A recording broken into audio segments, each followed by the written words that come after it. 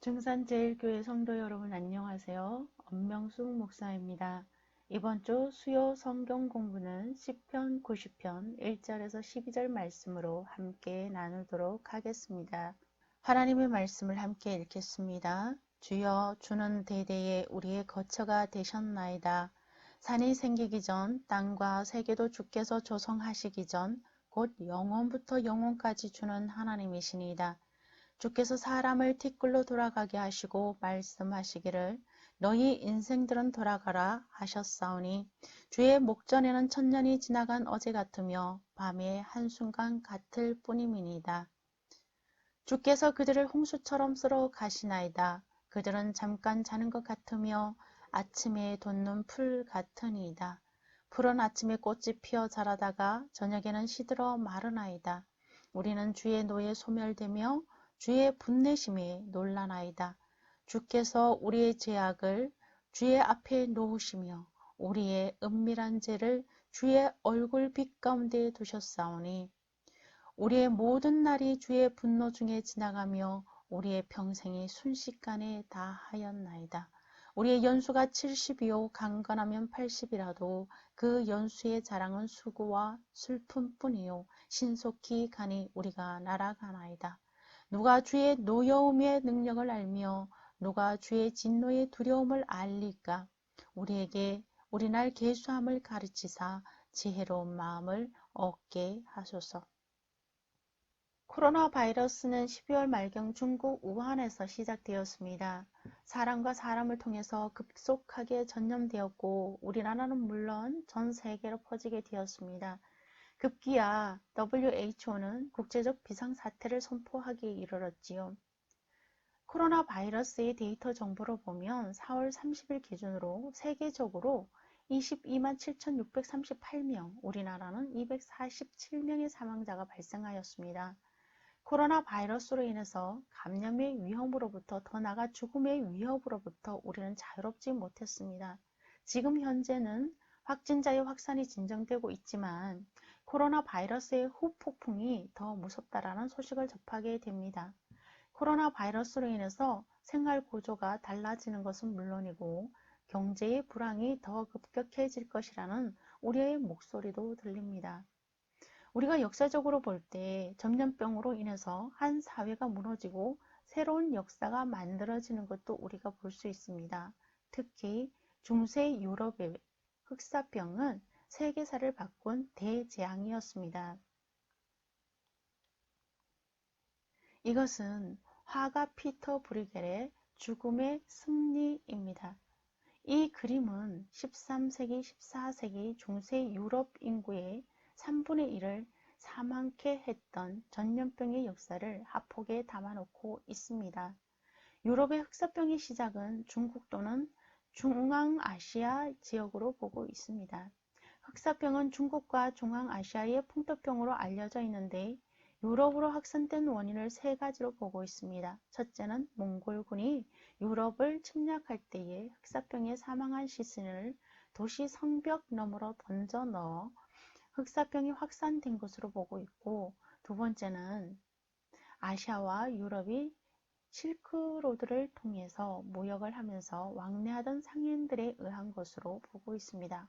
그리고 세 번째는 바닷길을 통해서 무역하던 상인들에 의한 것으로 역사학자들은 추정합니다. 그 당시 유럽 도시는 오물로 가득하였고 쥐들이 들끓고 가뭄으로 영양실조에 걸려 있었기 때문에 전염병에 극히 취약했습니다. 그래서 한 사람이 전염되면 온 가족이 죽는 경우가 허다했고 하루 저녁에 죽어 나오는 시신을 처리할 수 없어 전염병은 더욱더 극심했다고 합니다. 이로 인해서 1347년 유럽에서 시작된 전염병은 1353년 모스크바까지 전염되었습니다. 1347년부터 시작된 전염병은 5년 후 1351년 서서히 잡히게 되었지만 이때 죽은 유럽 인구가 무려 2500만 명이었다고 합니다. 그 이후 17세기까지 산발적으로 흑사병으로 인해 수많은 사람들이 죽었습니다. 이로 인해 종교와 봉건 제도가 흔들리고 그 시대의 가치관이 무너지면서 르네상스 시대가 시작되었습니다. 중세 유럽 사람들은 이 전염병으로 인해서 이웃과 가족, 수많은 사람들의 죽음을 목도하게 되었습니다. 매일 밤낮으로 수백 명의 사람들이 죽어가고 있었으니까요. 그들은 엄청난 죽음의 공포 앞에 떨고 있었고 이제 세상은 종말이 왔다라고 생각했습니다. 그래서 그들은 심각하게 죽음에 대해 고민할 수밖에 없었던 것입니다. 죽음이란 도대체 무엇인가? 왜 우리 모두에게 죽음은 불가피한 것인가? 죽고 난 뒤 어떤 일이 벌어지는 것인가에 대한 성찰을 시작한 것입니다. 이러한 중세 말기에 시작된 죽음에 대한 성찰은 많은 예술가들의 작품으로 표현되어졌습니다. 먼저 죽음은 노화의 결과라는 성찰이 생겼습니다. 많은 예술가들의 작품 속에서는 노년의 의미와 고뇌를 하폭에 담았지요. 그 중에 하나 티치아노의 작품 인생의 새 시기를 볼 수 있습니다. 제일 오른쪽에 어린 아기를 볼 수 있는데요. 잠이 들어 있습니다. 잠자는 신생아를 통해서 인생의 시작을 보여줍니다. 그리고 작품의 왼쪽을 보면 선남선녀가 사랑의 피리를 불고 있습니다. 피리는 축제 때 부는 것입니다. 이 시기의 젊은이들은 인생의 한금기를 보여줍니다. 그리고 화면 뒤편을 보면요. 노인이 회고를 들고 있습니다. 노인은 자신에게 다가올 죽음을 고뇌하고 성찰하고 있는 것이죠. 메멘토 모리입니다. 메멘토 모리는 라틴어로 죽음을 기억하라는 뜻입니다. 자신이 언젠가는 죽는다는 것을 잊지 말라는 의미지요. 죽을 수밖에 없는 존재임을 기억하라는 것입니다. 흑사병을 통해서 수많은 사람이 죽었습니다. 이것은 빅토리아 시대에도 영향을 미쳤습니다. 해중시계에 메멘토 모리라는 상징을 새겨서 다닐 정도로 유행하는 양식이었던 것입니다.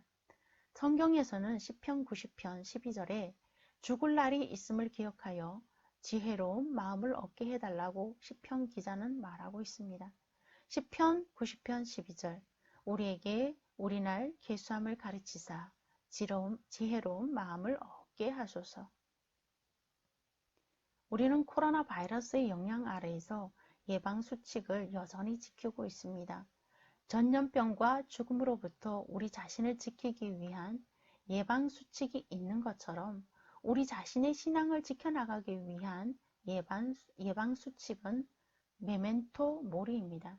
자신이 언젠가 죽는 존재임을 기억하는 것이죠.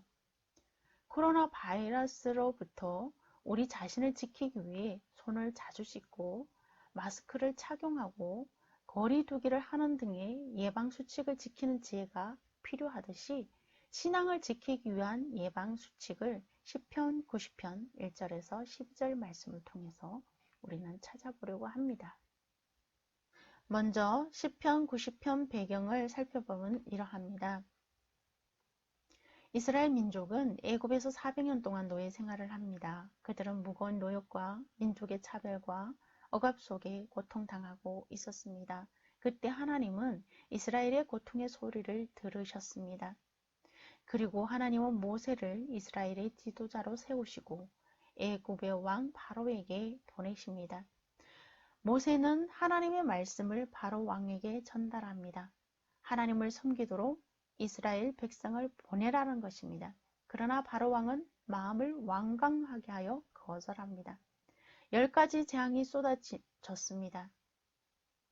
10번째 재앙, 죽음이 애굽 땅을 휩쓸었습니다. 문설주에 피를 바르지 않은 집에서는 첫째들이 시신이 되어 아침을 맞이했습니다. 애굽 땅에는 죽음의 공포로 가득했습니다. 그때 비로소 바로왕이 두 손 두 발을 들고 말합니다. 밤에 바로가 모세와 아론을 불러 이르되 너희와 이스라엘 자손은 일어나 내 백성 가운데서 떠나 너희 말대로 가서 여호와를 섬기라 라고 말입니다. 드디어 이스라엘 민족은 애굽에서 나오게 되었습니다. 그러나 이스라엘 민족이 애굽에서 출애굽하자마자 바로의 군대가 쫓아오고 앞에는 홍해가 가로막혀 있었습니다. 그들은 꼼짝없이 죽은 목숨이었습니다. 그때 하나님은 말씀하십니다. 출애굽기 14장 13절에서 14절 모세가 백성에게 이르되 너희는 두려워하지 말고 가만히 서서 여호와께서 오늘 너희를 위하여 행하시는 구원을 보라. 너희가 오늘 본 애굽 사람을 영원히 다시 보지 아니하리라. 여호와께서 너희를 위하여 싸우시리니 너희는 가만히 있을지니라. 하나님은 죽음에 직면한 이스라엘을 위해 적극적으로 개입하셔서 그들을 건져내셨습니다. 드디어 그들은 신의 산을 거쳐 하나님께서 이스라엘 백성들에게 약속하신 땅을 바라볼 수 있는 가데스 바네아에 도달하게 됩니다. 하나님께서 말씀하십니다. 너희 하나님 여호와께서 이 땅을 너희 앞에 두셨은즉 너희 조상의 하나님 여호와께서 너희에게 이르신 대로 올라가서 차지하라. 두려워하지 말라. 주저하지 말라. 그러나 이스라엘 백성들은 먼저 그 땅을 정탐하자고 말합니다. 그들의 이성적이고 합리적인 사고가 오히려 하나님을 거역한 것이 되었으나 하나님은 그들의 요구를 받아주시고 정탐꾼들을 보냅니다. 그리고 40일 후 정탐꾼들이 돌아올 때에 그 땅에 아주 실한 소산의 열매를 가지고 돌아옵니다. 그리고 그곳의 상황을 보고합니다. 민수기 13장 27절 28절입니다. 모세에게 말하여 이르되 당신이 우리를 보낸 땅에 간즉 과연 그 땅에 젖과 꿀이 흐르는데 이것은 그 땅의 과일이니이다. 그러나 그 땅 거민은 강하고 성읍은 견고하고 심이 클 뿐 아니라 거기서 아낙 자손을 보았으며 그 땅을 살피고 파악한 후 12명의 정탐꾼들은 같은 상황을 보고도 서로 다른 의견을 냅니다. 보고를 들은 백성들은 두려워서 웅성거렸고 이때 갈렙은 올라갑시다. 그 땅을 취합시다. 능히 이길 수 있습니다. 이렇게 말을 합니다.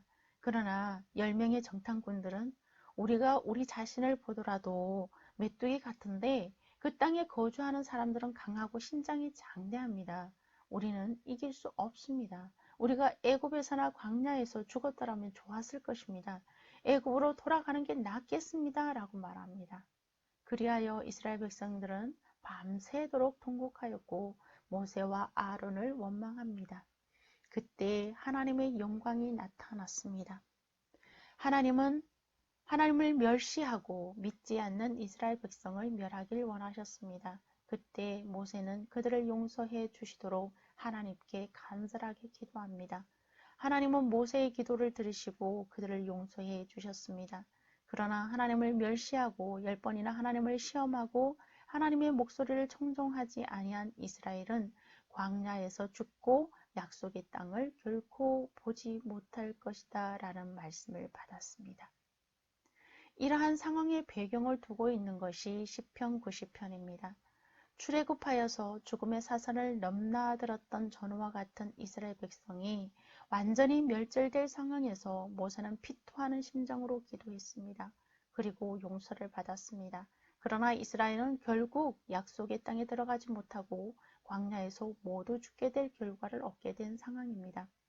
모세가 겪은 가데스 바네아의 사건은 모세에게 죽음을 깊이 고뇌하게 하였고 그러한 모세의 성찰은 시편 90편에 오롯이 묻어납니다. 그리고 인생의 날의 계수함의 지혜, 메멘토 모리의 지혜로운 마음을 강구합니다. 메멘토 모리의 지혜로운 마음은 시편 90편에서 찾아보겠습니다. 첫 번째, 인생의 안식처는 영원하신 하나님입니다. 하나님은 출애굽의 과정에서 죽음의 위기에 직면한 이스라엘을 위해 하나님이 직접 개입하셔서 구원하시고 인도하시고 보호하셨습니다. 그러고 보면 죽음의 광야 생활에서 생존할 수 있는 조건은 아무것도 없었습니다. 그들은 장정만 60만이었습니다. 남녀 모두 합하여 200만으로 추정합니다. 무엇으로 하면 200만의 민족을 먹일 수 있겠습니까? 불가능합니다.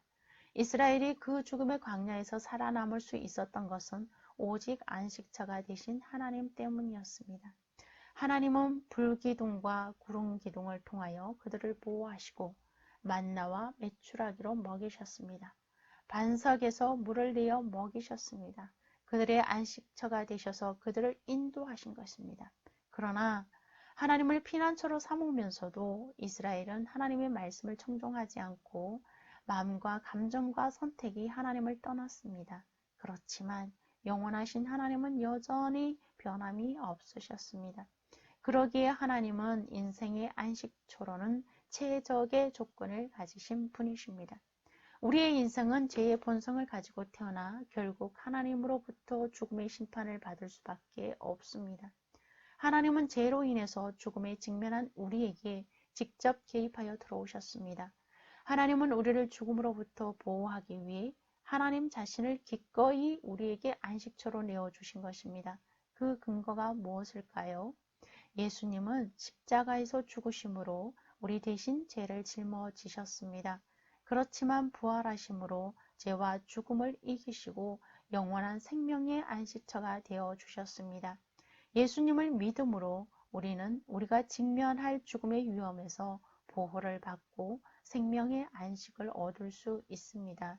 우리는 종종 안식처인 하나님을 벗어나서 돈과 권력과 합리적인 이성과 가치관을 안식처로 삼는 죄를 범합니다.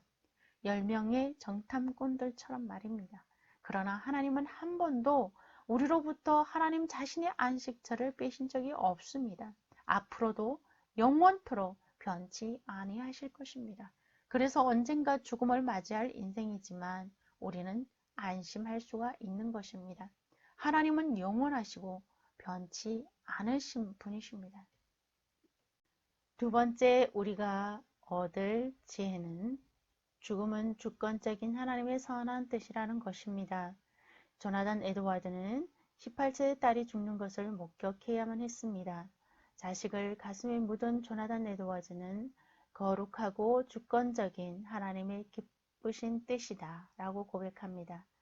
10편 90편 2절에서 인생으로 하여금 죽어서 결국 티끌로 돌아가게 하신 분은 하나님이시라고 말씀하고 있습니다.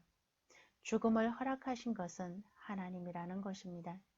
죽음은 하나님의 주권 아래 이루어지는 것이고 하나님이 허락하신 일이기에 선한 것입니다. 죽음의 기원은 죄로 말미암은 심판에 의한 것이지만 하나님은 그것 또한 선한 것으로 바꾸신 하나님이십니다. 많은 사람들은 죽음에 대한 이미지를 부정적으로 가지고 있습니다. 죽음은 좋은 것일까요? 아니면 나쁜 것일까요?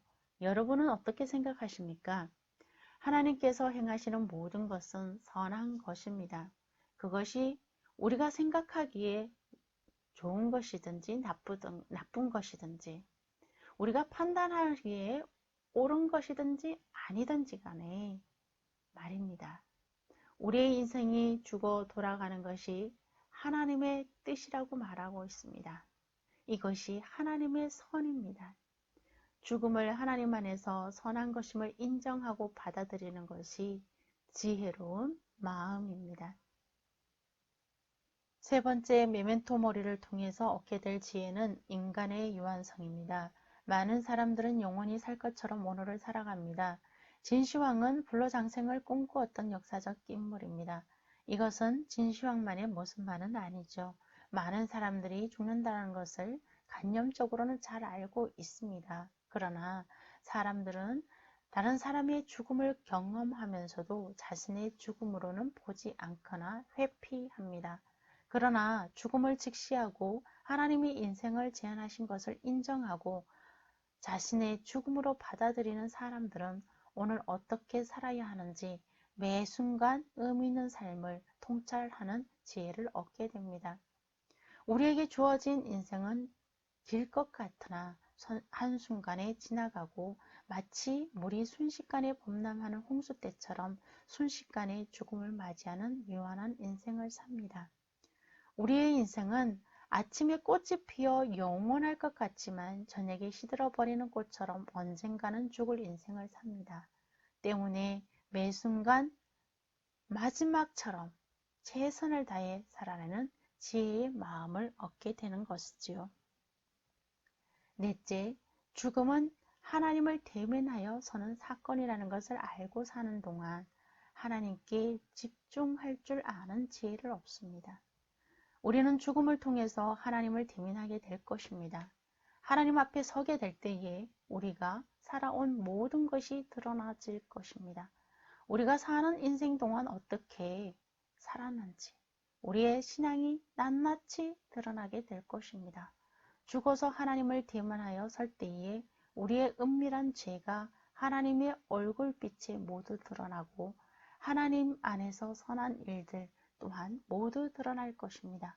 우리가 죽음을 맞이하여 하나님을 대면하기 위해서는 믿음으로 잘 살아야 합니다. 우리는 잘 죽기 위해서 잘 살아야 하는 것이죠. 마지막 다섯째, 우리는 100세 시대를 살고 있습니다. 우리의 살아가는 거의 모든 삶이 고생과 슬픔으로 젖어 있는데 이것이 덧없이 사라짐에도 불구하고 여기에 얽매여 살아갑니다. 그래서 하나님의 목소리를 청종하지 않습니다. 이스라엘 사람들은 하나님의 목소리를 청종하지 않는 것을 하나님은 그들이 하나님을 멸시한 것이라고 재해석해 주십니다. 우리가 죽음을 통해 하나님을 대면할 것을 기억하는 지혜자라면 가데스 바네아에서 하나님의 목소리를 청종하지 않아 하나님을 멸시했던 이스라엘이 하나님의 진노 아래 있었던 그 두려움 또한 기억하는 지혜가 필요합니다. 우리가 사는 동안 갈렙과 여호수아처럼 하나님을 온전히 따르기 위해 하나님의 목소리를 청종하는 삶의 지혜를 얻길 기도합니다. 우리는 메멘토 모리, 즉 죽음을 기억함으로 신앙을 지키는 5가지 예방 수칙을 살펴보았습니다. 우리가 살펴본 결과 그 결론은 죽음을 기억하는 것은 결국 어떻게 살 것인가 하는 문제라는 것입니다. 조나단 에드워즈는 오직 하나님의 은혜로만 우리의 생명이 임박한 멸망 가운데서 유지된다라고 보았습니다. 그렇기 때문에 항상 죽음을 준비하는 삶을 살기 위해 노력하였던 사람입니다. 그는 70개의 결단문을 작성하는데 그 중에 일부를 함께 나누겠습니다. 같이 읽어볼까요?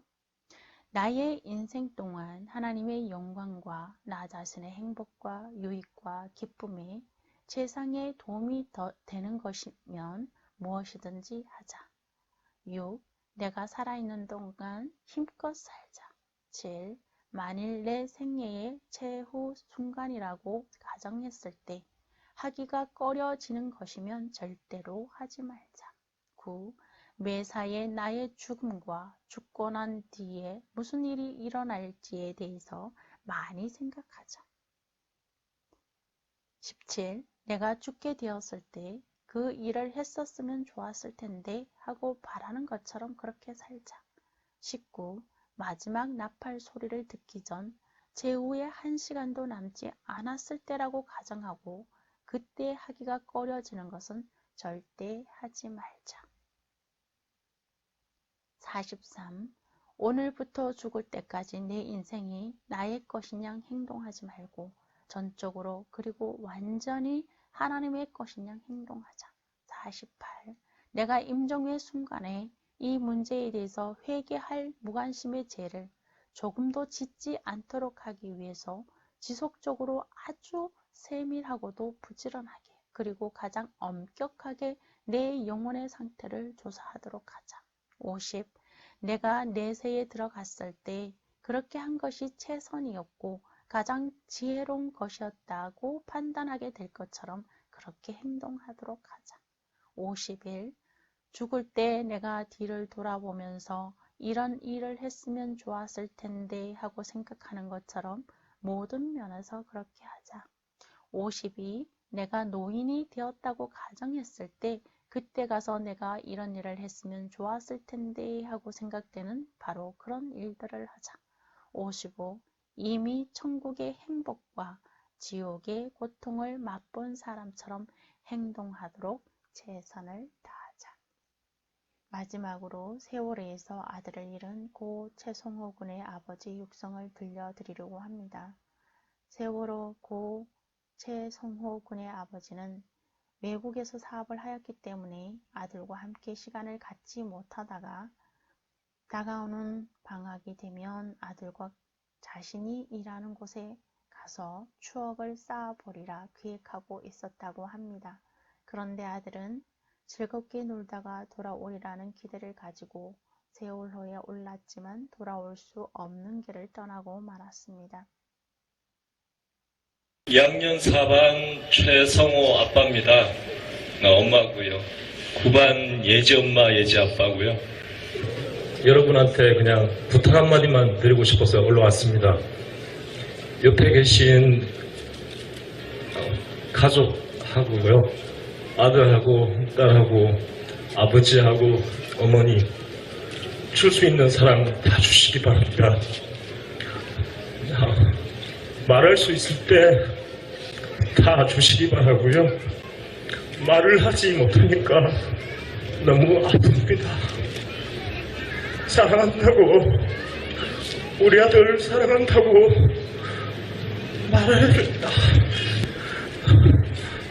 말을 많이 했어야 되는데 못해가지고 그게 너무 아픕니다. 옆에 계신 가족들하고 아이들한테 사랑한다고 매일매일 꼭 얘기해 주세요. 매일매일.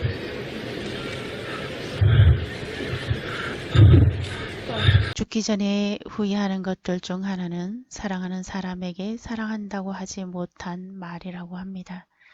5월 가정의 달입니다. 고 최성호 군의 아버지의 가슴 맺힌 부탁이 성도님 가정마다 지혜로운 마음을 얻는 데 울림이기를 기도합니다. 감사합니다.